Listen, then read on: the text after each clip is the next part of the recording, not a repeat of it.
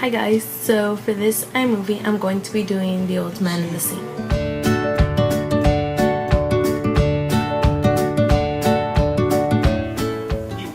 The Old Man in the Sea is about an aged Cuban fisherman named Santiago, and he has been very unlucky while fishing for about 84 days now.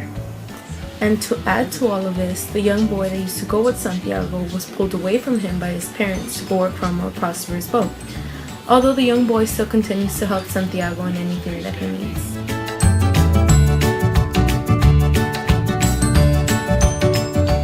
Some common themes we see come up in The Old Man in the Sea include our defeat, death, and the honor he took in his struggle.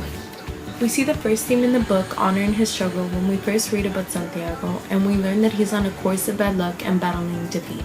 Although, as we continue to read, we see that the old man refuses defeat, and he is determined to go out past all the other fishermen and catch something even bigger.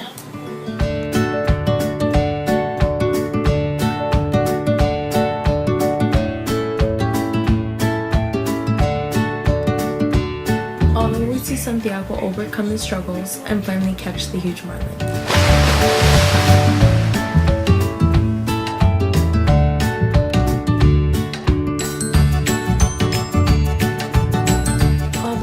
Think that Santiago's struggles are over, they are not yet over.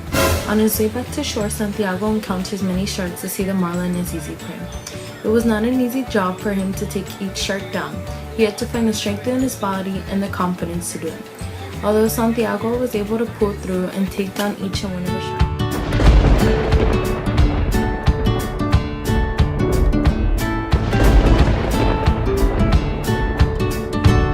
Another theme we see occur in The Old Man in the Sea is death between Santiago and the marlin. Santiago and the marlin shared many similar traits such as honor, bravery, and the same law: they must kill or be killed. We also hear Santiago talk about death and defeat when he says the world is full of predators and no living thing can escape the struggle that will lead to his death. We also see Santiago live by his own observations when he says man is not made for defeat. Man can be destroyed but not defeated.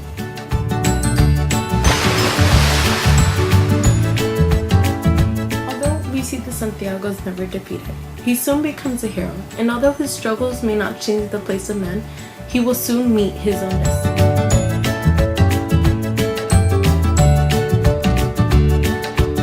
Now that we know Santiago is a hero, we know that every hero must have a tragic fall. And in Santiago's case, it's his pride. We see this when Santiago goes past all the other fishermen in search for something bigger. Santiago may seem victorious at the time when capturing the huge marlin, but soon knows that it will all fail when the sharks begin to attack. Santiago returns to the shore with only the skeleton of the marlin and the head.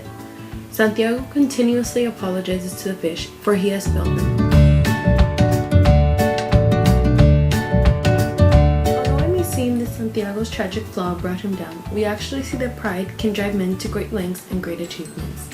Santiago shows us this by acknowledging that he caught the marlin with great pride and determination and conquered defeat. We also see Santiago's pride as a motivation for nature.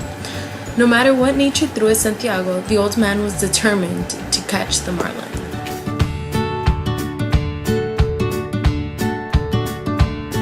In The Old Man in the Sea, we hear Santiago mention of lions on the beach. He mentions it 3 times.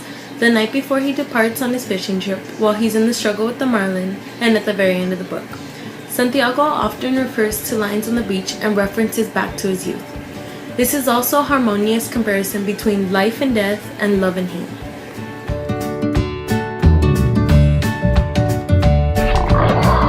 Some symbols we see in The Old Man in the Sea are, of course, the marlin and the shovel-nosed shark.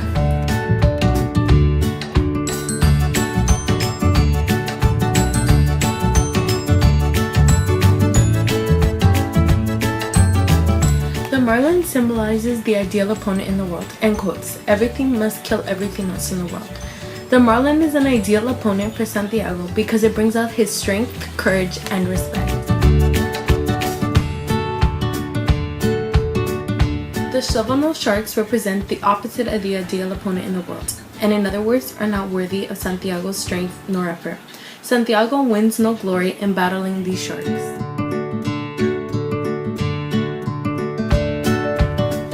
That's the end of my iMovie. I hope y'all enjoyed this presentation.